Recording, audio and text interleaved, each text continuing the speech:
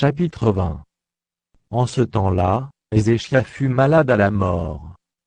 Le prophète Ésaïe, fils d'Amo, vint auprès de lui, et lui dit: Ainsi parle l'Éternel, donne tes ordres à ta maison, car tu vas mourir, et tu ne vivras plus. Ézéchias tourna son visage contre le mur, et fit cette prière à l'Éternel.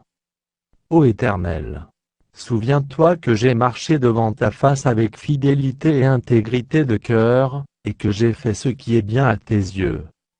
Et Ézéchias répandit d'abondantes larmes.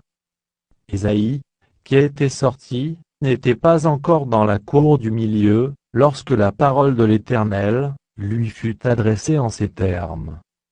Retourne, et dis à Ézéchias, chef de mon peuple, ainsi parle l'Éternel, le Dieu de David, ton père, j'ai entendu ta prière, j'ai vu tes larmes. Voici, je te guérirai, le troisième jour, tu monteras à la maison de l'Éternel. J'ajouterai à tes jours 15 années.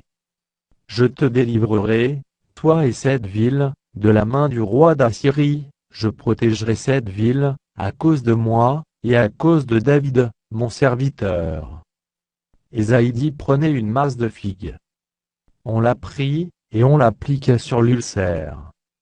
Et Ézéchias guérit. Ézéchias avait dit à Ésaïe: À quel signe connaîtrai-je que l'Éternel me guérira, et que je monterai le troisième jour à la maison de l'Éternel?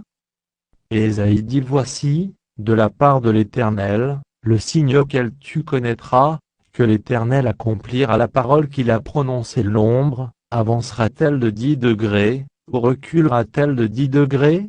Ézéchias répondit: C'est peu de choses, que l'ombre avance de 10 degrés, mais plutôt qu'elle recule de 10 degrés. Alors Ésaïe, le prophète, invoqua l'Éternel, qui fit reculer l'ombre de 10 degrés sur les degrés d'Achaz, où elle était descendue.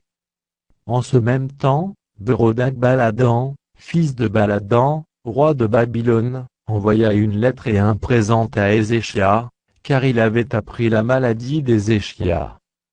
Ézéchias donna audience aux envoyés, et il leur montra le lieu où étaient ces choses de prix, l'argent et l'or, les aromates et l'huile précieuse, son arsenal, et tout ce qui se trouvait dans ses trésors. Il n'y eut rien qu'Ézéchias ne leur fit voir dans sa maison et dans tous ses domaines.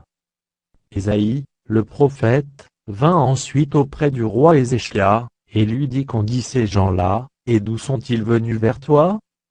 Ézéchias répondit: Ils sont venus d'un pays éloigné, de Babylone. Ésaïe dit encore: Qu'ont-ils vu dans ta maison?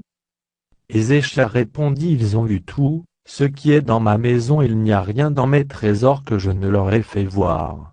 Alors Ésaïe dit à Ézéchias: Écoute la parole de l'Éternel. Voici, les temps viendront où l'on emportera à Babylone tout, ce qui est dans ta maison et ce que tes pères ont amassé jusqu'à ce jour, il n'en restera rien, dit l'Éternel. Et l'on prendra de tes fils, qui seront sortis de toi, que tu auras engendrés, pour en faire des eunuques dans le palais du roi de Babylone. Ézéchias répondit à Ésaïe: La parole de l'Éternel, que tu as prononcée, est bonne. Et il ajouta: N'y aura-t-il pas paix et sécurité pendant ma vie? Le reste des actions d'Ézéchias, tous ses exploits, et comment il fit les temps et l'aqueduc, et amena les eaux dans la ville, cela n'est-il pas écrit dans le livre des chroniques des rois de Juda? Ézéchias se coucha avec ses pères. Et Manassé, son fils, régna à sa place.